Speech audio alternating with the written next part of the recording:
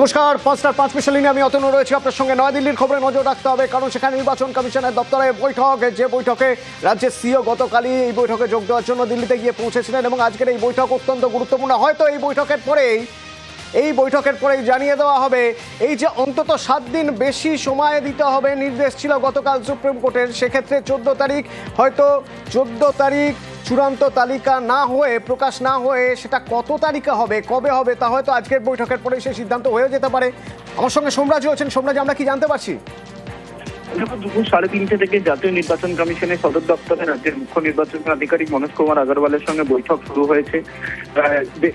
দেশের মুখ্য নির্বাচন কমিশনার জ্ঞানেশ ভারতী ইতিমধ্যেই প্রথম দফায় বৈঠক করছেন রাজ্যের মুখ্য নির্বাচনী আধিকারিকের সঙ্গে। দুটি বিষয় নিয়ে মূলত আলোচনা। প্রথমত, রাজ্যের এসআইআর এর পরবর্তী টাইমলাইন কি হবে, অর্থাৎ শুনানি প্রক্রিয়া কতদিন পর্যন্ত বাড়ানো হবে, ডকুমেন্ট আপলোডের সময়সীমা কতদিন পর্যন্ত বাড়ানো হবে, সুপার চেকিং অর্থাৎ স্ক্রুটিনির সময়সীমা কতদিন বাড়ানো হবে এবং তার সঙ্গে চূড়ান্ত ভোটার তালিকা কবে প্রকাশ করা হবে। এই একটি গুরুত্বপূর্ণ নির্দেশিকা। দ্বিতীয়ত হচ্ছে, যেটা আমরা কমিশন সূত্রে জানতে পারছি, যে কবে রাজ্যে বিধানসভা ভোট হবে, এইটিও এখন গুরুত্বপূর্ণ বিষয় হয়ে দাঁড়িয়েছে। কারণ এসআইআর এর চূড়ান্ত ভোটার তালিকা প্রকাশের পরেই রাজ্যে বিধানসভা ভোটে নির্ঘণ্ট ঘোষণা করা হবে। সেক্ষেত্রে রাজ্যের মুখ্য নির্বাচনী আধিকারিকের কি মতামত তা শুনবেন জাতীয় নির্বাচন কমিশনের প্রতিনিধিরা, বিশেষ করে মুখ্য নির্বাচন কমিশনারের পাশাপাশি নির্বাচন কমিশনাররাও। যদিও কমিশনের ফুল বেঞ্চ এই বৈঠকে থাকছে না, পৃথকভাবে রাজ্যের মুখ্য নির্বাচনী আধিকারিক এই বৈঠকটি করবেন বলে কমিশন সূত্রে আমরা জানতে পারছি।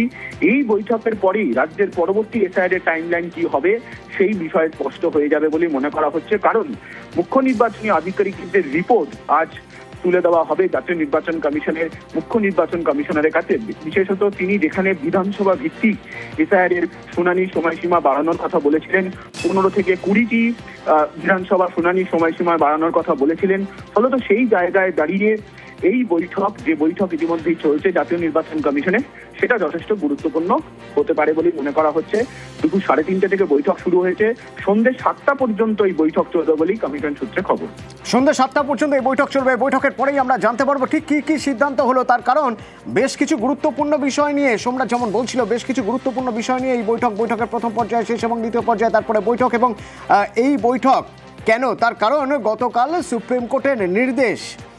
এবং এই গতকাল সুপ্রিম কোর্টের নির্দেশ, যেখানে দেখা গেল সুপ্রিম কোর্ট মমতা বন্দ্যোপাধ্যায়ের সওয়ালেই মান্যতা দিয়েছে একরকম। কিরকম না, রাজ্যের অফিসারদেরই মাইক্রো অবজারভার হিসেবে নিয়োগ করা হবে এবং নামবাদের ক্ষেত্রে চূড়ান্ত সিদ্ধান্ত নেবেন ইআরও এবং এইআরও। ERO has no power now. They have superseded all the power from DO, ERO, BLRO. Only they have appointed 8,300 micro observer and the role observer from the BJP ruled state, so that DO cannot clear the name. It is all micro observer can delete all the names sitting inside the election commission office through AI. Sir, earlier 58 lakhs are being deleted. Even they were not allowed to file Form 6. There are so many people are alive, and now they are being declared by that their death.